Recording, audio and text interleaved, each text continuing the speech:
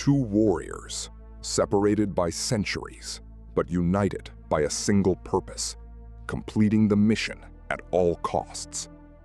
On one side, the United States Navy SEAL, the apex predator of modern special operations, forged in the grueling fires of buds and armed with cutting-edge technology.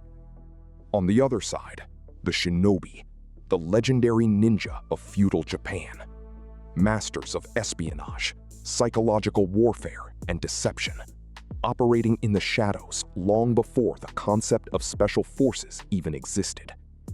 Pop culture has pitted them against each other for decades. But if we strip away the Hollywood myths and look strictly at historical facts, tactics, and training, who would actually win? This is a classified analysis. File 1. The Navy SEAL. To become a Navy SEAL, a candidate must survive basic underwater demolition and SEAL training, known as BUDS. It is a 24-week crucible designed to break the human spirit. The washout rate is famously around 75 to 80%. During Hell Week, candidates endure 5.5 days of continuous physical conditioning with a maximum of 4 hours of sleep total.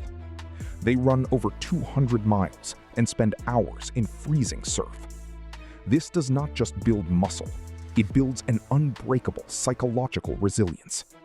A SEAL is conditioned to function optimally under extreme stress, sleep deprivation, and physical trauma. Their combat doctrine relies on overwhelming violence of action, speed, and precision. A SEAL is heavily armed, typically carrying an assault rifle, a sidearm like the Sig Sauer P226, body armor, and advanced optics. But their greatest weapon is the radio. A modern SEAL is a node in a massive intelligence network, capable of calling in air support or drone surveillance.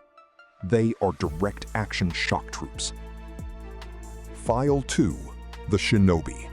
Forget the magical assassins from the movies. The real historical ninja, hailing from the Iga and Koka provinces of 15th and 16th century Japan, were essentially the world's first intelligence officers. They were mercenaries, spies, and saboteurs. According to historical texts like the Bansen Shukai, real ninjutsu was less about hand-to-hand combat and more about survival and espionage. Their primary weapon was deception. A shinobi would rarely engage in a fair fight. They infiltrated castles by disguising themselves as farmers, merchants, or monks. They gathered intelligence, poisoned water supplies, and set fires. Their physical training was intense, focusing on stamina, silent movement, and climbing abilities. They carried specialized tools, shuriken throwing stars, grappling hooks for scaling walls, and early black powder explosives to create chaos. But if a shinobi was forced to draw their sword, it usually meant their mission had already failed. Their goal was to be a ghost. The engagement. Tactical breakdown. So what happens when these two collide? No air support for the SEAL, no armies for the shinobi.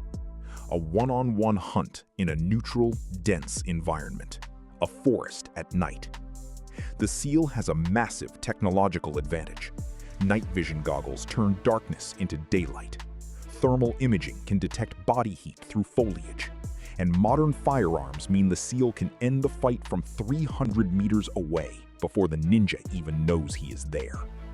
If this is a direct firefight, the SEAL wins in milliseconds.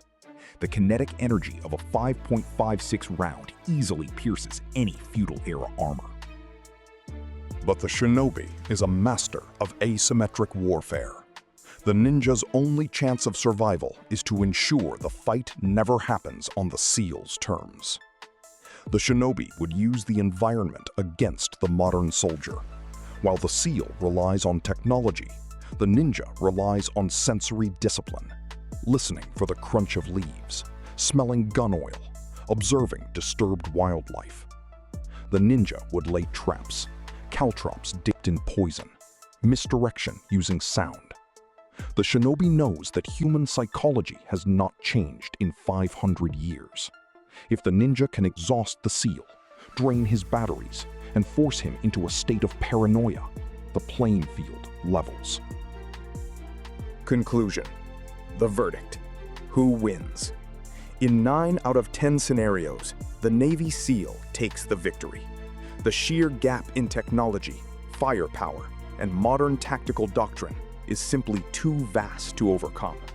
A bullet travels faster than any human can react, and modern body armor can easily stop a throwing star or a glancing sword strike. However, the Shinobi was never designed to win a duel. If the ninja dictates the time and place of the engagement, waiting for the exact moment the SEAL drops his guard, removes his armor to sleep, or runs out of ammunition, the ghost of feudal Japan might just complete his mission. The SEAL is the ultimate soldier, but the Shinobi is the ultimate survivor.